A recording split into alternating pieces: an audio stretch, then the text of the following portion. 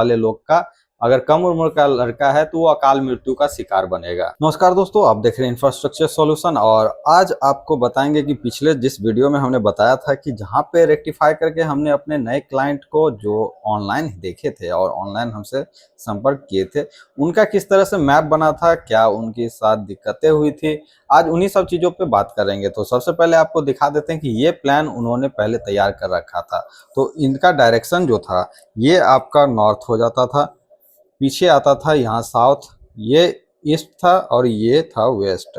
अब इसके डिजाइनिंग में आपको भली भांति पता चल गया होगा कि क्या इसमें गलती हुई है और कैसे इसका वर्क हुआ है।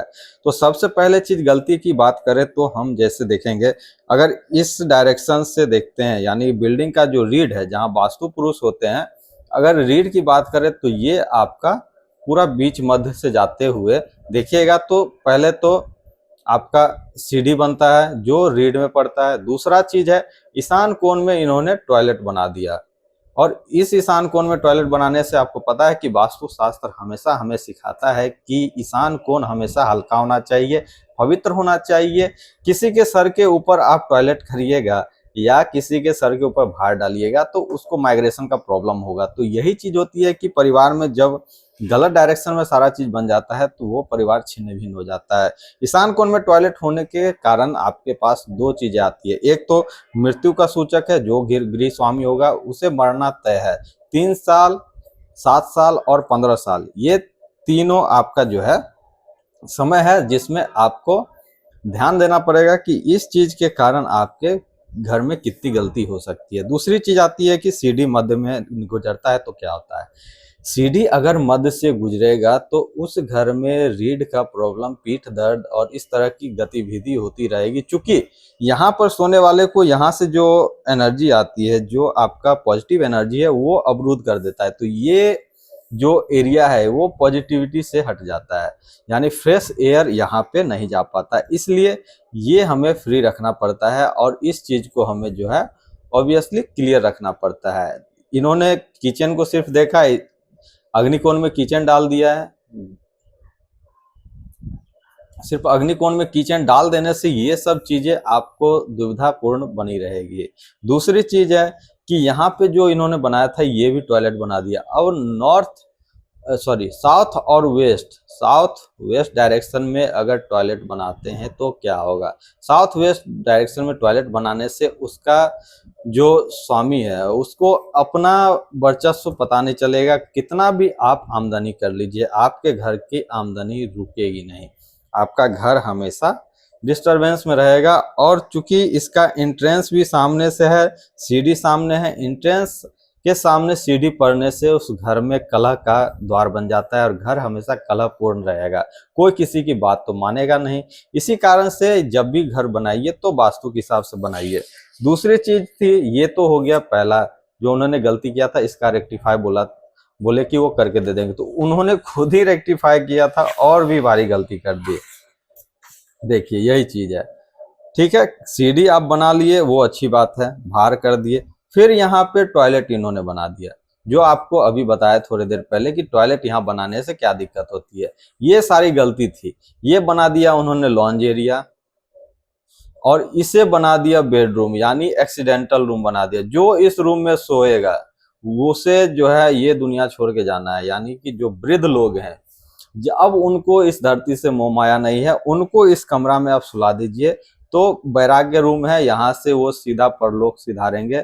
अगर किसी नवयुवक को डाल दिए तो भैया वो बीमार ग्रस्त होके और खत्म हो जाएगा। इस रूम को हमेशा कहते हैं एक्सीडेंटल रूम।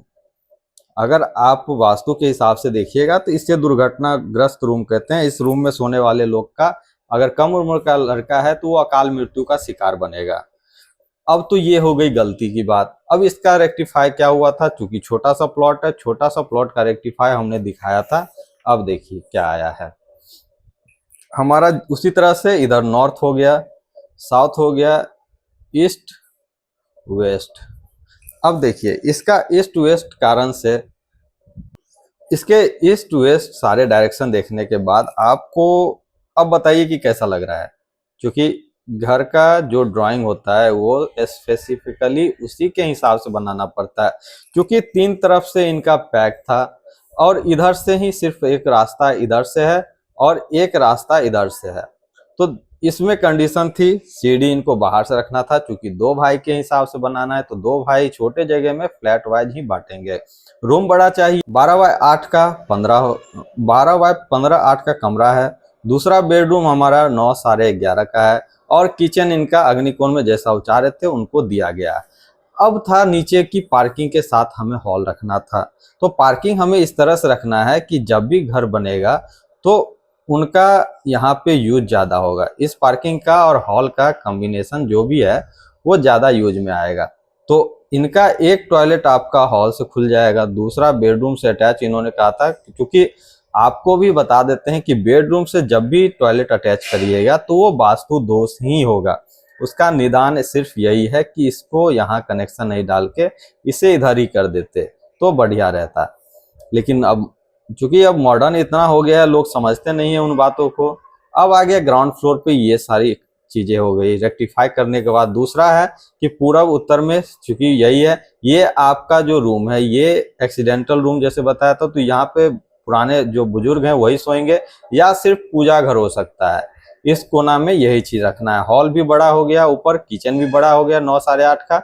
एक बालकनी पीछे इसलिए छोड़ें क्योंकि इधर से भी पैक था, तो अपने में हमने स्पेस बना दिया और आपका घर का सारा सिस्टम इसी में आ गया।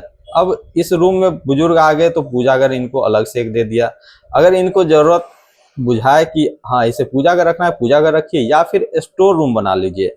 इन 2 चीजों में आप यहाँ पे बना सकते हैं। तीसरा आता है टॉयलेट, सेम स्पेस में है, 12-13 का रूम करके एक आपका बाहर खोल दिया और एक अंदर से खुल गया, जो आपका एक स्पेसियस स्पेस मिल जाएगा। इसमें आपका 7-7.25 जहाँ पे आपको इंटीरियर करने में काफ़ी अच्छी होगी। आपको कुछ रेफरेंस दिखा देते हैं किस तरह से टॉयलेट का इंटीरियर होता है। आशा करते हैं वीडियो अच्छी लगी हो और अपने घर में जब भी आप मैप बनाइए तो इस तरह की गलती ना करें।